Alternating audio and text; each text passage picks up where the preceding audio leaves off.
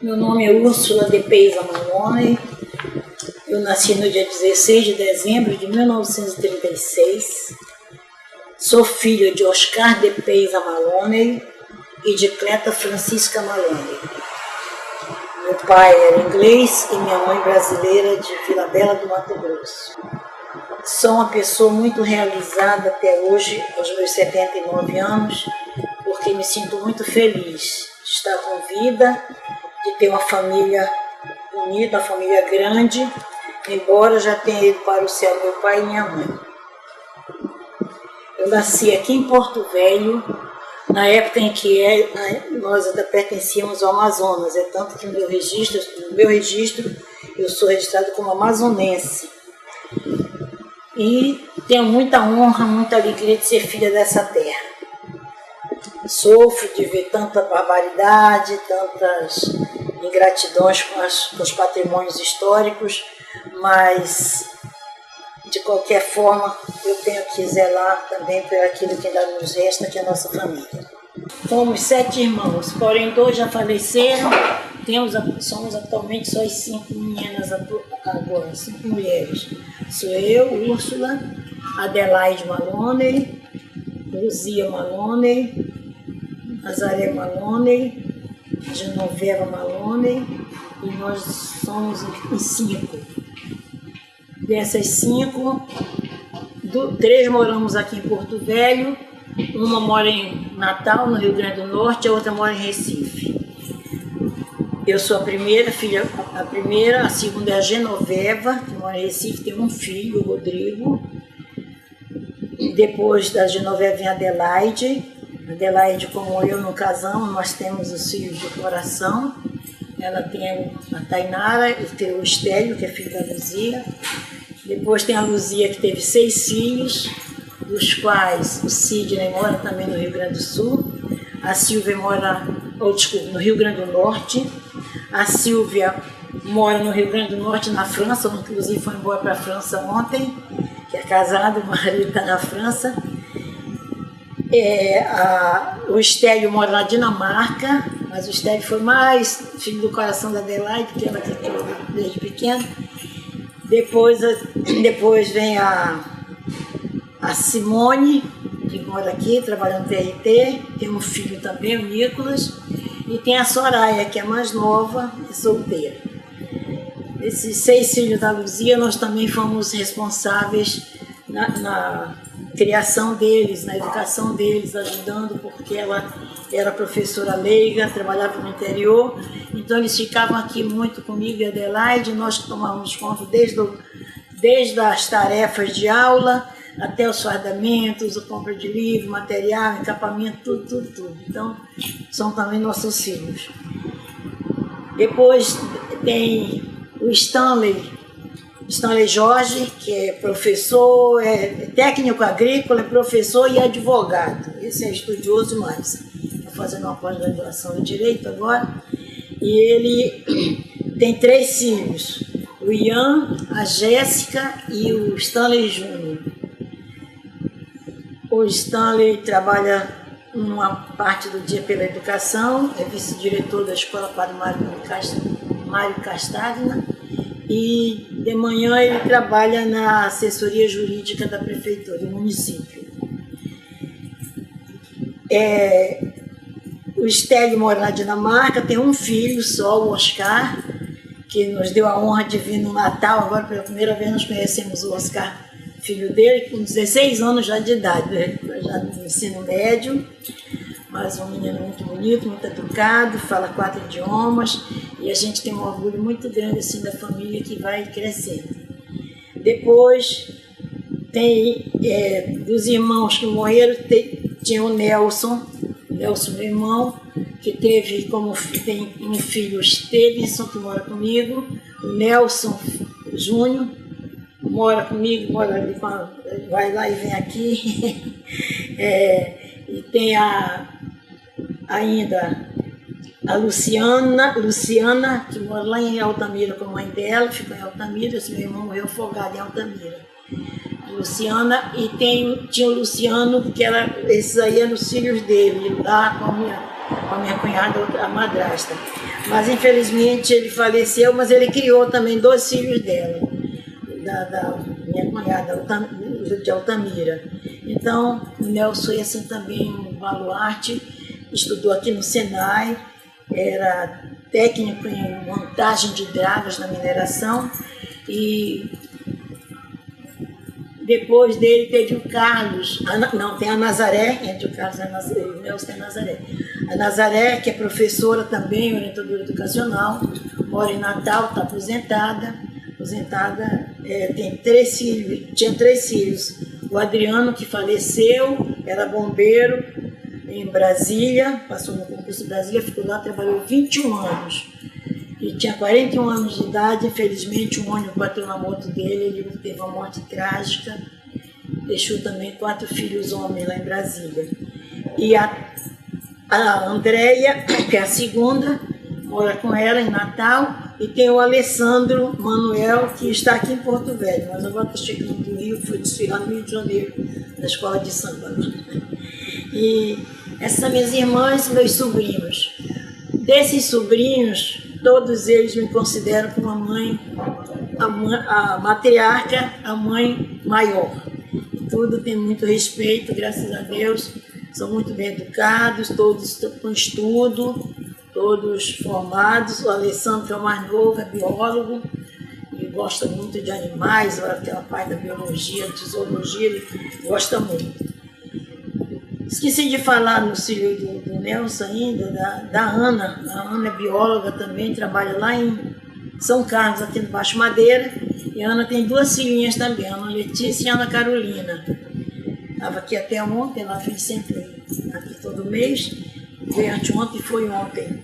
E a Ana é professora também lá pelo município e pelo estado. Ela se formou aqui pela Uniron, fez os 2 concursos, passou e foi para lá. Está 17 anos lá em São Carlos dando aula de biologia, ciências e gosta muito. E desses sobrinhos todos eu tenho um orgulho muito grande. O Ian já é engenheiro formado, a Jéssica está tentando vestibular para medicina e o Stanley Júnior ainda está entrando no ensino médio agora, sou filho do Stanley. E eu, para completar, crio o meu Paulo Augusto, que já está com 25 anos, faz arquitetura, está no 8º período, no estágio agora, e me dá muito, muito gosto, muito prazer, me ajuda muito também. Tive, por sorte, criar a minha sobrinha neta, a Úrsula Adelaide, que a gente chama de Chuchu, e infelizmente ela não está mais no nosso meio. Infelizmente ou felizmente, eu acho que felizmente Deus levou porque precisou dela. Ela morreu aos 25 anos, mas consegui formá-la em fisioterapia e ela me deixou de presente uma joia preciosíssima, a filhinha dela. Ficou com 2 anos e 7 meses, agora está com 12 anos, já mocinha, está fazendo o 8º ano, e está me dando muito gosto. É minha companheira também, é Maria Clara. Então tem uma família muito grande, muito unida, muito querida e sempre direcionando, como educadora, direcionando para o caminho do bem. Graças a Deus só tenho tido satisfação com eles.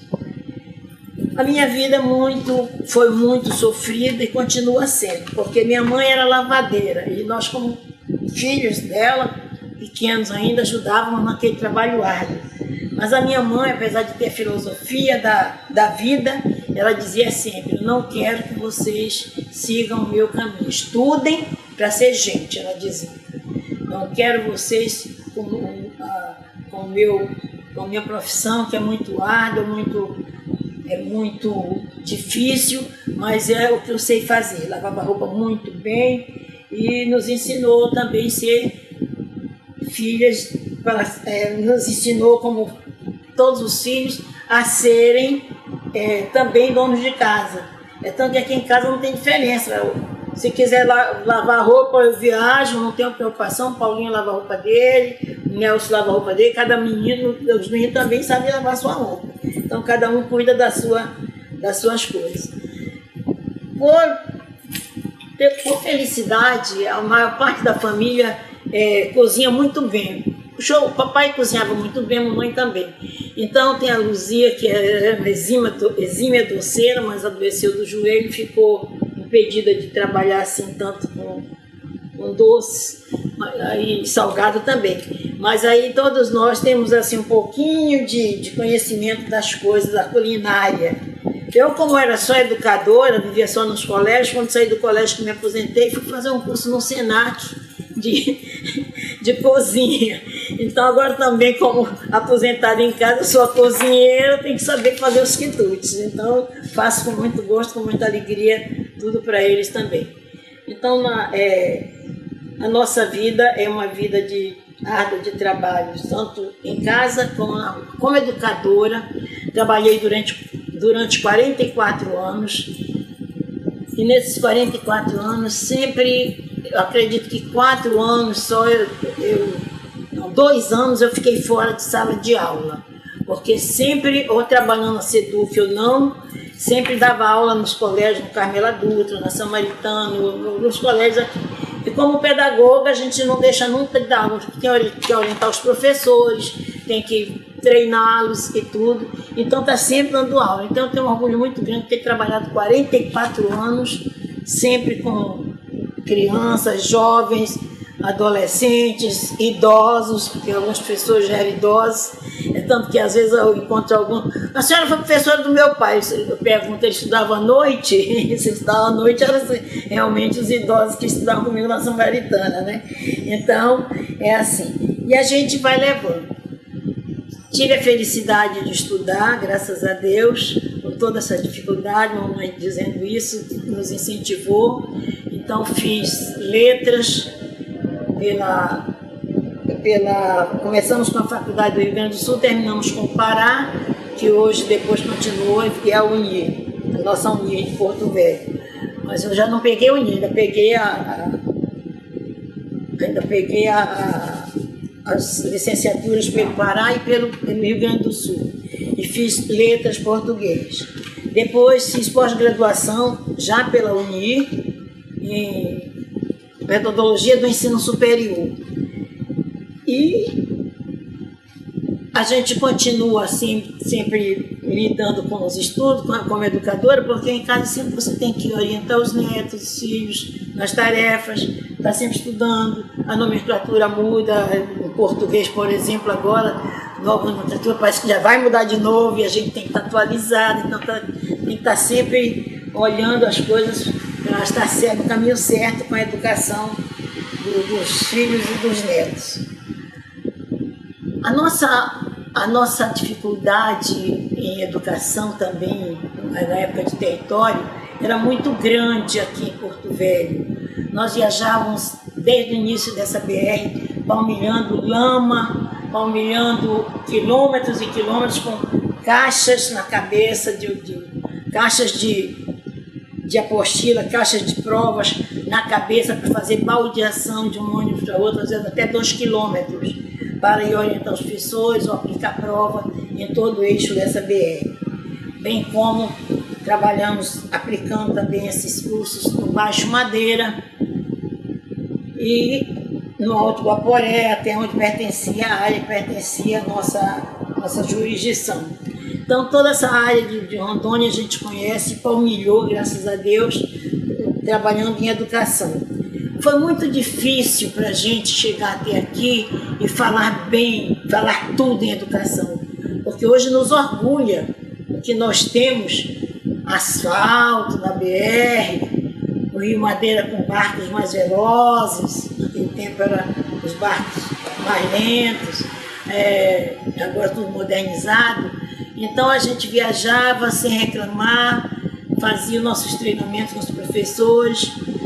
Fomos de uma época que não tínhamos férias em janeiro nem em julho. Por quê? Porque tínhamos que treinar os professores leigos, chamados professores leigos.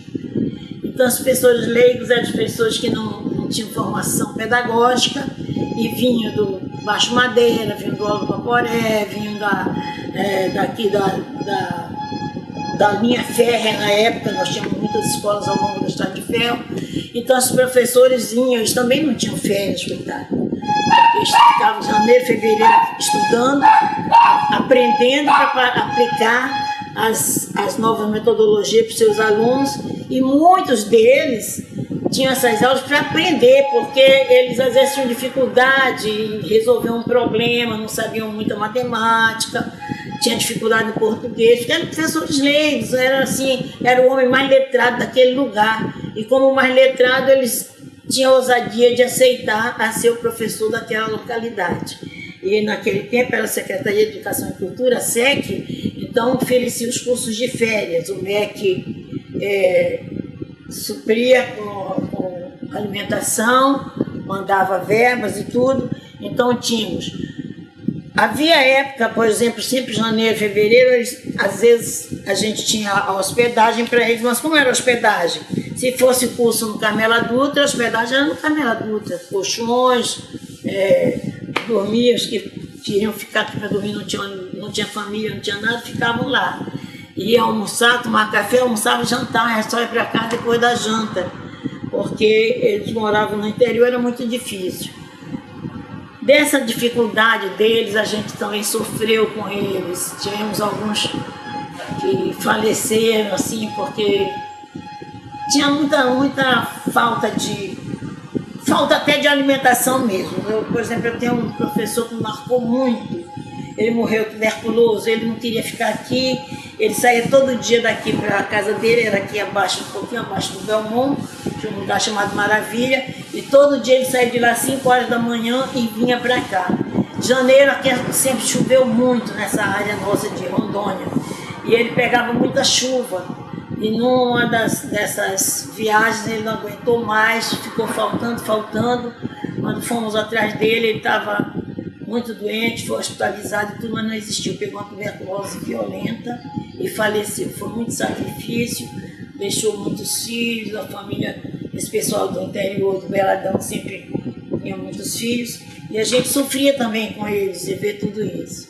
Mas eles tinham uma satisfação muito grande fazer os cursos de férias, porque eles aprendiam desde a música, para brincar com seus meninos, fazia parte lúdica com seus alunos, até a matemática mais difícil, no caso para eles que seria até a quarta série, matemática para eles transmitir para os alunos até a quarta série no interior.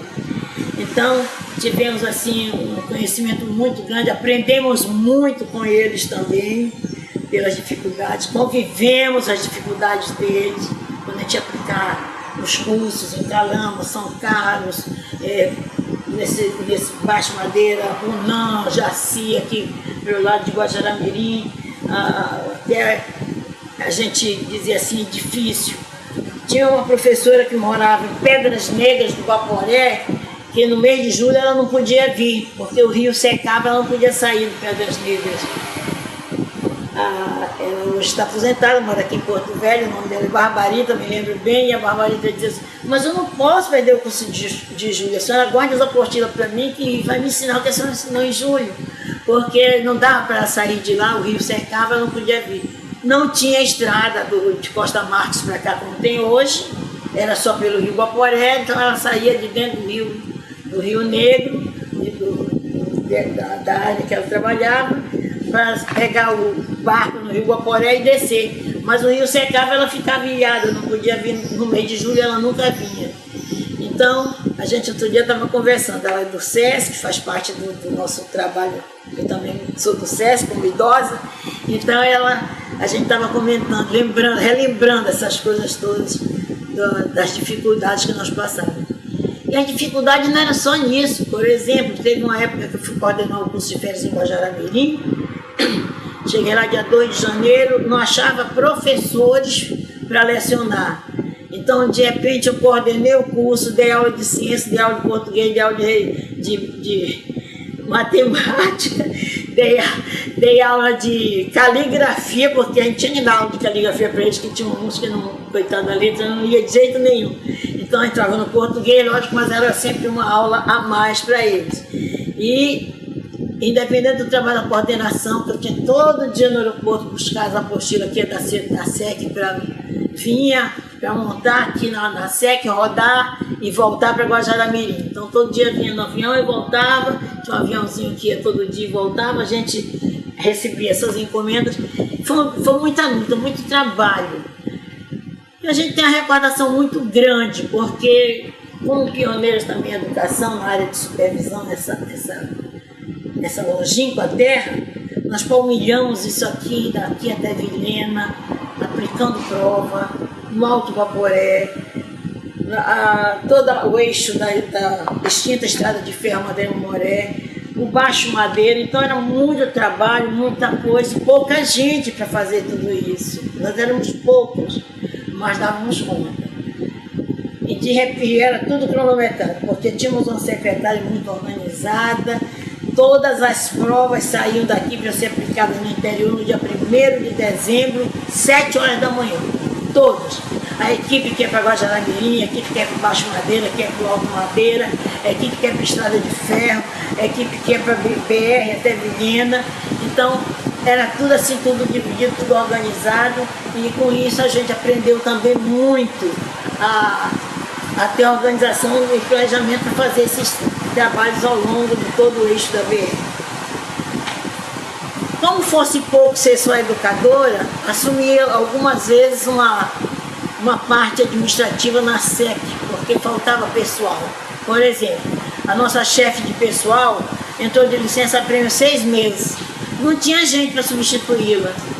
Então fui chamada para assumir a chefia de pessoal. Sim, nunca ter trabalhado com pessoal, mas aí com auxílio grande da dona Marisa Castiel, que era secretária, aceitei e fomos para lá.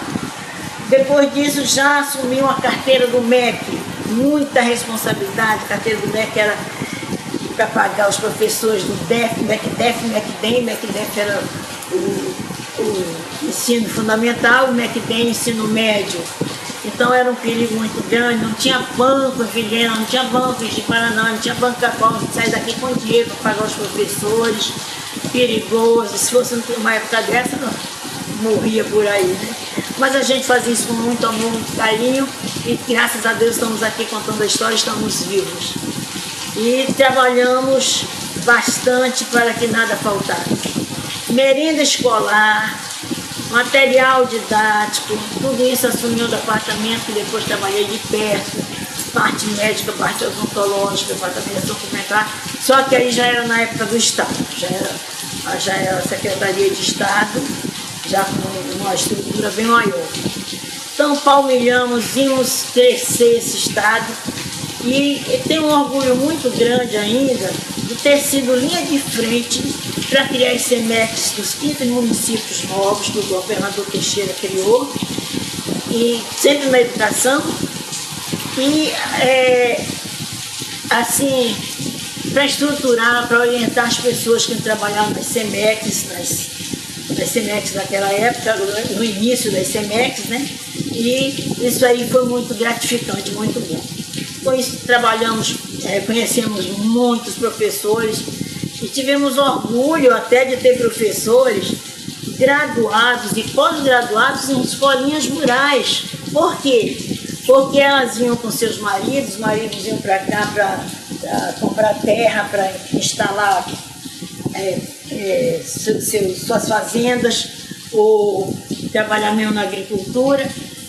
E vinham com suas esposas. As esposas já eram professoras lá no sul, lá onde Rio Grande do Sul, Santa Catarina, no Paraná principalmente, veio muita gente do Paraná para cá. E com isso a gente foi tendo muitas amizades também e nos orgulhando de ter assim a felicidade de trabalhar com pessoas na educação, com formação já elevada, às vezes na zona rural, numa linha longe, numa gleba longe, numa linha lá, uma escolinha rural, lá dentro de uma linha que você não esperava, mas o marido dela era fazendeiro ali, ou tinha uma serraria, e ela estava ali, a professora também com muito amor e carinho, dando aula para os nossos meninos da zona rural. E Rondônia foi crescendo, a gente foi também acompanhando esse crescimento com muito carinho, com muito orgulho, e assim, uma parte que nos traz muita felicidade, principalmente para a educação. E a gente, nesse meio tempo também, colaborou com a Prefeitura Municipal Na época o doutor Jacó era prefeito, eu fui chamada por ele para dirigir a escola Antônio Ferreira da Silva. Mas aí eu estava de licença-prêmio da SEDUC e tudo, depois eu fui cedida, fiquei um bom tempo na escola Antônio Ferreira, tudo. Depois voltei de novo para a SEC, fiquei como chefe de algumas carteiras também, tinha carteira escolar, chefe da carteira de pagamento do MEC, já fui membro da Comissão Territorial Permanente, bolsa de estudo, chefe de setores de educação física. A educação física é um ponto alto de Rondônia. Faltava o profissional de educação física. Então a gente fazia um curso com uma pessoa que vinha de Belém, um professor de educação física, que vinha treinar os recreadores, eu sempre dei aula de recreação para o magistério, então vinha treinar os recreadores aqui e a gente depois pegava as aulas de educação física. Então damos muita aula de educação física também aqui e foi muito bom. Junto com os professores que nós tínhamos 2 professores formados, o professor Nélio Guimarães e o professor José Augusto da Câmara Leme, e eram nossos professores no Carmela Dutra. E nos incentivava muito também para ajudá-los, porque eram muito meninos, tinha muitas escolas, tinha que ajudar. Então a gente também trabalhava nessa parte aí. Depois foi formada a agência de ensino aqui também, e nós